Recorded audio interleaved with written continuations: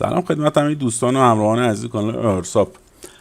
همونجور که دیشب بهتون خبر دادم یه روش جدید ارتباط تانل، البته نمیشه گفت جدید، یه روش خیلی خوب برای ایجاد ارتباط بین تانل ایران و خارج براتون آماده کردم که قرار امروز ویدیو آموزشی رو براتون ضبط کنم. برای تحصیل در راه اندازی تانل اومدم یه پروژه گیت هاب براش ساختم و به صورت اتومات تمام کارهایی که نیاز هست رو میتونید انجام بدید. قبل از هر چیز شما به یه لینوکس با سیستم عامل دبیان یا اوبونتو نیاز دارید که دسترسی روت روش داشته باشید یا سودو.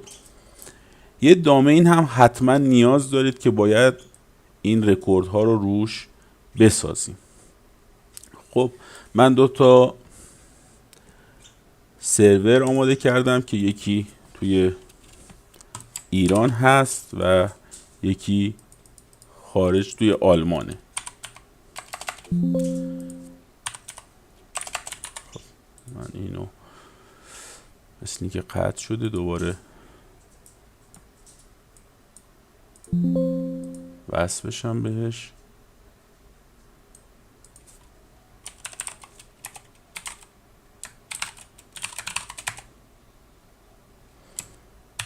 خب اینجا قرار شد که اول ما یه دامین داشته باشیم. خب من یه دامین دارم، بذارید من توی دامینم لاگین کنم. خب من پنل کلادفلی رو باز کردم و تو قسمت دامین، قسمت DNS دامینم وارد شدم. خب اینجا گفتیم که یه رکورد از نوع NS شما باید بسازید که نیمش حالا dns.yourdomain.com باشه، این که میشه حالا اسم دامینتون yourdomain.com و DNS. اون DNS هم مهم نیست، شما میتونید هر چیز دیگه ای بذارید. خب اینجا من یه رکورد از نوع NS میسازم. قرار شد نیمش رو مثلا بذاریم DNS، اینجا گذاشتیم DNS. حالا برای اینکه شما بدونید چه جوری میشه من طبق همون آموزش میرم جلو. DNS شما اینجا میتونید بذارید اصلا آیارساپ، بذارید علی، بذارید حسین، بذارید هر چیزی که دلتون میخواد، فرق نمیکنه. و اینجا هم قرار شد باز کانتنتش، یعنی اون چیزی که داخل این قسمت نیم سرور خورده میشه یه همچین چیزی باشه. مثلا اینجا بذاریم، اینم باز مهم نیست، اینجا گذاشتم هلو، من شما بذارید بای. دامینمون هم اینجا زدیم، اینم از نوع NS سیف. حالا نیاز داریم طبق چیزی که اینجا توضیح دادم یه ای رکورد بسازیم. ای رکوردمون باید برای این DNS نیم باشه، یعنی شما همین هلو رو اینجا بردارید، یه دونه اد بزنید، یه ای رکورد اینجا میسازیم. حتما دیگه پراکسی رو هم خاموش میکنیم، نیمو میذاریم هلو و آی پی سرور خارجمون رو بهش میدیم. خب آی پی سرور خارجمون هم اینجا من دارمش، بردارم. خب و اینجا اضافه کنم و سیف. تنها کاری که نیاز بود انجام بدیم در مورد دامین همین قسمت بود. خب بریم قسمت بعد. ما میایم اول پروژه رو از گیت هاب میگیریم، هم سمت ایران و هم سمت خارجم. اینم بگم که ممکنه بین ویدیو سری صداهای عجیب بشنوید. گربم دیوونه شده و داره با خودش بازی میکنه، یه سری صدا از خودش در میاره و با اینکه 10 بار ویدیو رو قطع کردم تا این صدا تموم بشه، ولی خب نشد دیگه. شما به بزرگی خودتون ببخشید. خب بریم سراغ ادامه ویدیو.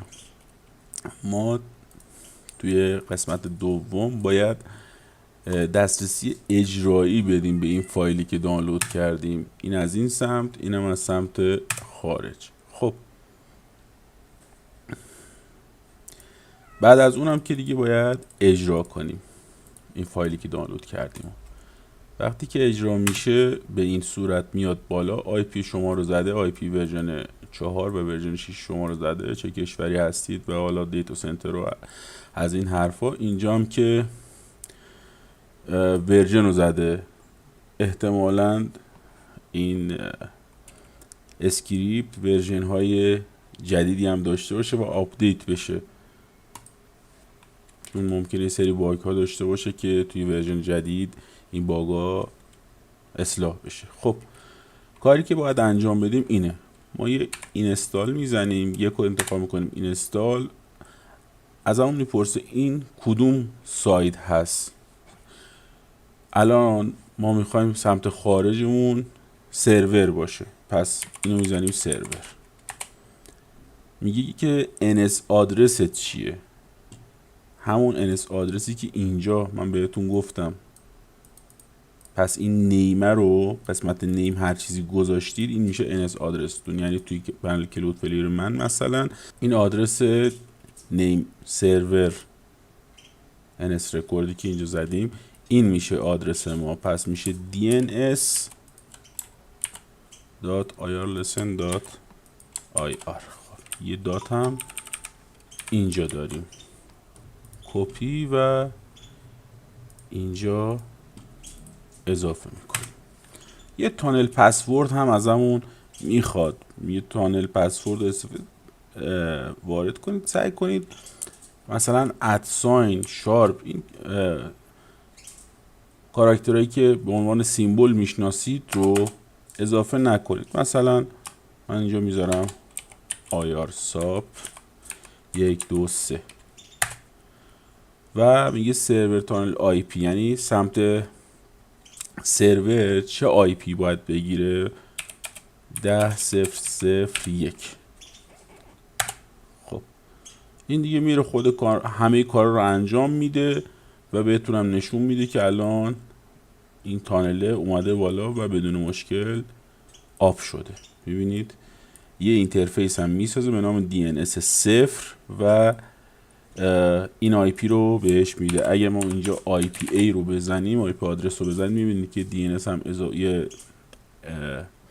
در اصل اینترفیس اضافه شده و این آی پی رو هم بهش داده. خب حالا سمت خارج باید چی کار کنیم؟ سمت خارج هم باید بریم و اسکریپتمون رو اجرا کنیم. این دستور رو هم سمت ایران در اصل میزنیم که نقش کلاینت رو داره. این هم از سمت ایران و شما همون یک رو بزنید ازتون میپرسه که این کدوم سمته، میگیم کلاینتمون هست. دقت داشته باشید که ریورس هم میشه زد، ولی خب برای ریورس زدن یه سری مشکلات داره که احتمالا توی ورژن بعدی اینو اگه بتونم حلش کنم. کلاینت خب دوباره از همون میگه که میپرسه که اون NS رکوردی که زدید چیه، NS آدرسمون. پس NS اون هم شد dns.irlisten.ir. اینم از این. پسورد تانل هم از همون میپرسه،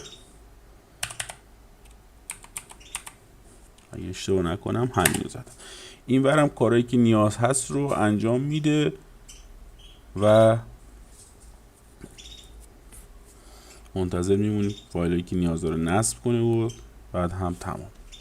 ببینید میاد اصولا بار اول این آی پی رو میده بهتون. حالا من اینو پینگ میذارم این سمت 10.0.0.2 رو میده. پینگ میذارم ببینیم این بر تانل که ساخته میشه میاد بالا، پینگ برامون میاد یا نه.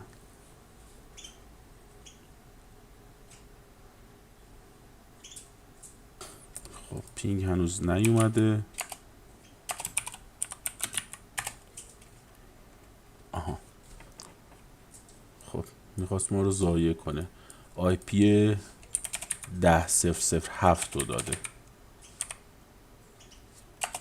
پس این بر مگه من پینگ 10.0.0.1 رو بگیرم باید پینگ داشته باشم، این برم اگه به جای 2.7 رو پینگ بگیرم باید پینگش رو داشته باشم. خب میبینید که پینگ دو سر تانل کار میکنه بدون مشکل، یعنی ریپلای داره و میتونید ازش استفاده کنید. حالا شما میتونید از این تانل برای هر ارتباطی که دارید استفاده کنید. میتونید اینو الان شما میتونید از این تانل برای هر سرویسی که میخواید استفاده کنید. پینگ دو سر تانل رو که دارید، اینکه چجوری حالا سرویس ها رو بفرستید اون سمت هم احتمالاً خیلی ویدیوهای زیادی توی اینترنت هست، میتونید سرچ کنید و اگر هم مشکل داشتید میتونید زیر همین آموزش سوال بپرسید یا درخواست کنید تا ویدیوش ساخته بشه. ولی در هر صورت شما اینو برای هر سرویسی که فکر کنید میتونید استفاده کنید، برای ویتوری، اوتلاین، اوپن کانکت، اوپن وی پی ان و هر چیزی که وجود داره که از میشه روی تانل ارتباطش رو فرستاد میتونید از این استفاده کنید. خب خوشحال میشم اگه توی گیت هاب به ما استار بدید و اگر سوالی چیزی داشتید میتونید بپرسید تا من تا جایی که بتونم راهنماییتون کنم و مشکل رو برطرف کنیم با هم. امیدوارم این ویدیو هم به درتون بخوره و بتونید از اینترنت آزاد استفاده کنید. تا ویدیو بعد، خدا نگهدار.